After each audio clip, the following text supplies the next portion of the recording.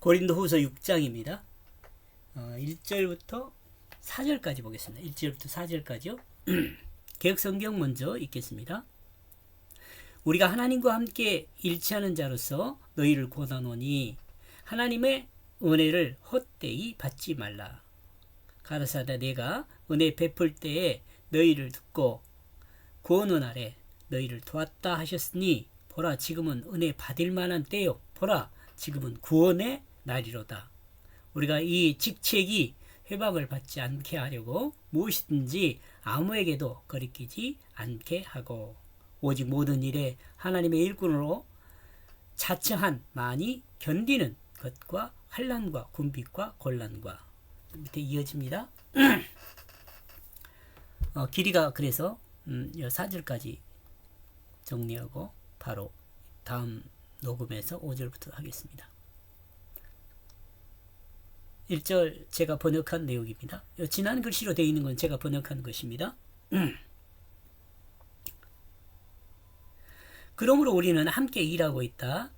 그리고 우리는 권하고 있다. 너희를 붙잡은 그 하나님의 그 은혜가 헛되지 않게. 여러분, 하나님의 은혜, 이걸 크게 이야기하면 하나님의 은혜, 이걸 크게 두 가지로 생각한다고 그랬죠. 하나는 구원하는 은혜예요. 구원하는 은혜. 다음 두 번째는 뭐라고요? 하나님의 자녀로 사는 은혜예요. 이거 저쪽은 첫째, 예.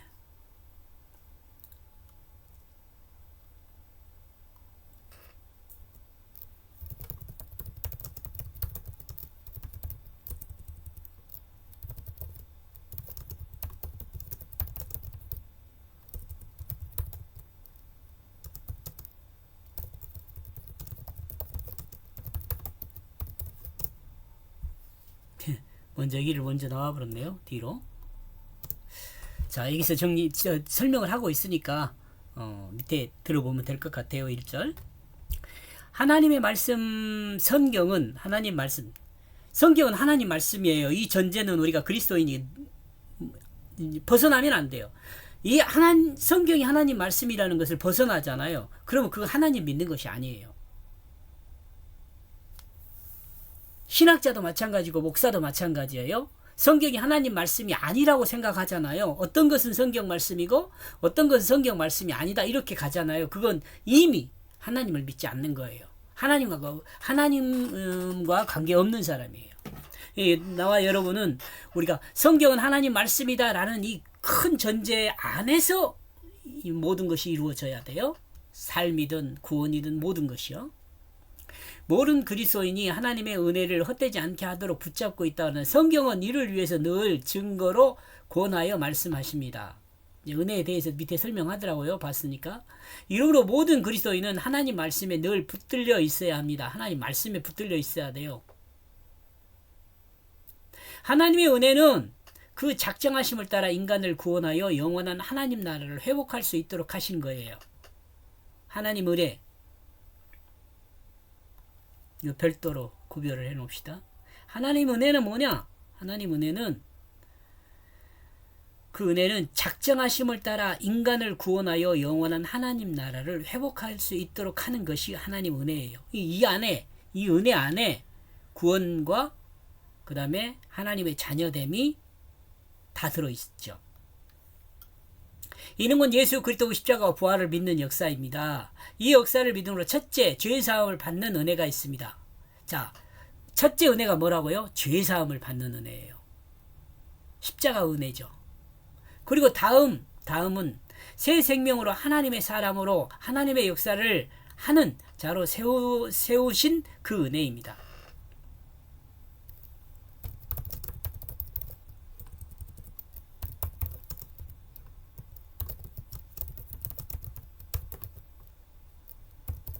하나님의 자녀가 되는 일을 하나님의 자녀가 되는 은혜라고 해요.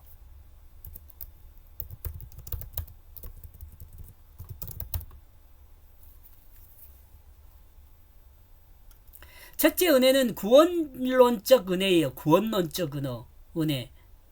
요거 여러분 지금 이렇게 간단히 설명하지만 이렇게 구원론적 은혜는 조금 더 설명을 할 거지만 구원론적 첫 번째 은혜는 구원론적이고 은혜구나. 십자가는 구원론적이구나. 이렇게 알아들으면 되고요. 둘째는 기독론적 은혜예요. 둘째는 새 생명으로 거듭난 것을요. 새 생명으로 거듭난 은혜예요. 구약에서 구원론적 은혜요. 십자가로 써줄게요. 십자가. 기독론적 은혜 이것은 뭐예요? 부활이에요. 부활. 구약에서는 이를 성전 제사와 율법으로 계시하며 믿게 했습니다. 성전 제사는 뭐예요? 십자가예요. 그 다음 율법은 뭐예요? 부활이에요.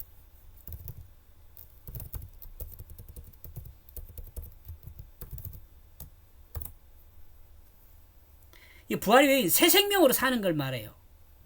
그리고 신약에서는 예수 그리스도를 통해서 이루신 십자가 대속과 부활을 통해 그 실체를 사실의 역사로 이루셨습니다. 예수 그리스도 십자가 사실의 역사죠. 부활 사실의 역사죠. 그러니까 십자가에 내가 죽었어요. 지금 여러분과 나 말이에요. 여러분과 나가 죽었단 말이죠. 믿음으로 십자가에 죽었어요. 이렇게 죽었다고 믿는 것, 이것이 뭐냐? 성전 제사란 말이에요. 그리고 율법, 구약에서는 율법을 지켰잖아요. 근데 이 부활을 믿음으로 내가 예수 생명 살았다 이렇게 하는 거, 이게 부활을 믿는 거예요. 그러면 어때? 예수 생명으로 살았으니까 기독론적이죠. 새 생명, 하나님과 자녀가 되는 거잖아요. 이는 하나님의 그 작정하심과 경륜이 약속하신 대로 사실의 역사로 완성하신 그 은혜의 역사입니다. 은혜라는 거죠, 이게. 구원하는 은혜, 하나님의 자녀로 사는 은혜, 이 두 가지가 구원하는 은혜.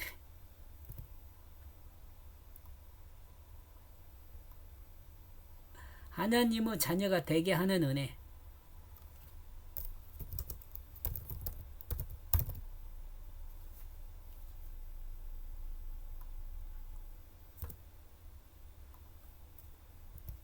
이 두 가지가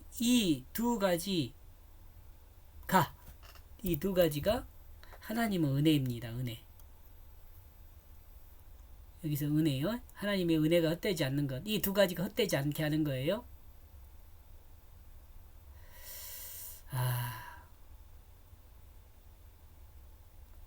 이제 주고받는 게 없으니까 여러분 이거 정말 중요한 건데 이해를 하는지 이해하겠죠. 관심 그렇습니다. 하나님이 알아서 하셔야지 뭐. 제가 연구한 것을 이렇게 공유하니까 하나님이 알아서 하셔야지. 2절입니다. 그러므로 그는 말하고 있다. 나는 내가 받아들일 수 있을 때에, 그리고 나는 너의 구원의 날에 도와주었다. 너의 구원의 날에 도와주었다. 봐라, 지금이 받아들일 만한 적당한 때이다. 봐라, 지금이 구원의 날이다.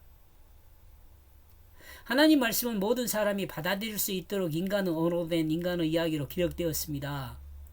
또한 하나님이 전하는 그 뜻을 알 수 있도록 동일한 구원의 소식을 전하고 있습니다. 하나님이 인간을 구원하여 영원한 생명으로 살 수 있도록 그 작정하심과 구원의 역사를 알 수 있도록 기록하셨습니다. 성경이죠, 성경. 이러므로 이제 모든 사람은 하나님 말씀인 성경을 따라 구원받을 수 있는 그때가 되었습니다. 성경은 인간이 구원을 받을 수 있도록 도와주시고 지금은 구원받을 수 있는 날입니다. 믿음으로. 지금은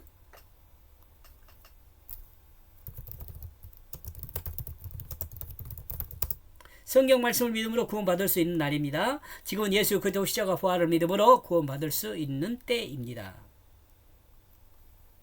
많습니다.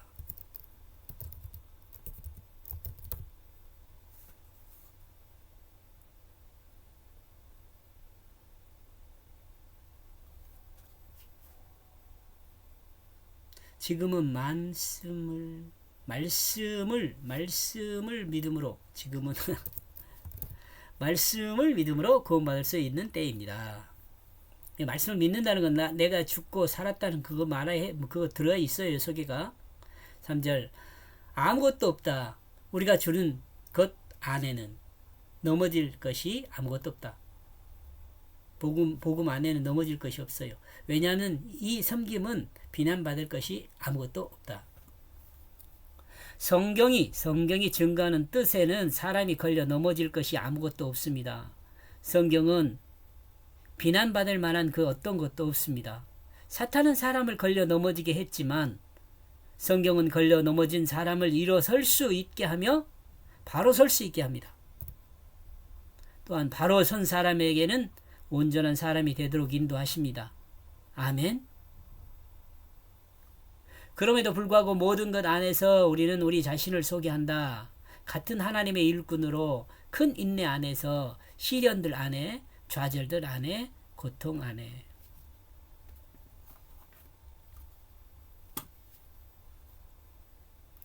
여러분, 이 성경 역사는 이것들 안에 기록되어 있어요.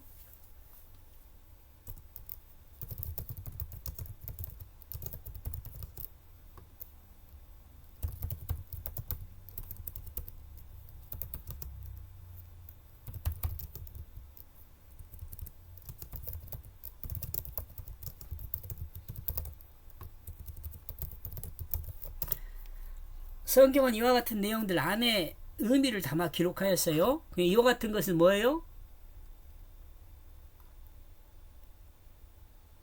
이와 같은 내용들은 뭐냐면 앞에서 말하고 있는 시, 좌절, 고통 이런 것들을 사용했어요.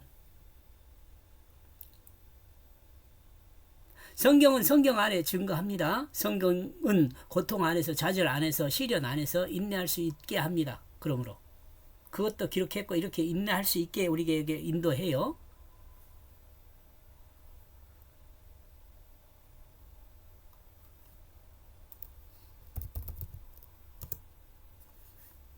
그리스도인은 압박 안에서, 불행함과 낙심 안에서, 고통 안에서 자기를 하나님의 일꾼으로 소개하며 인내하게 합니다. 인내해야 합니다. 믿음이 있어야 인내하죠.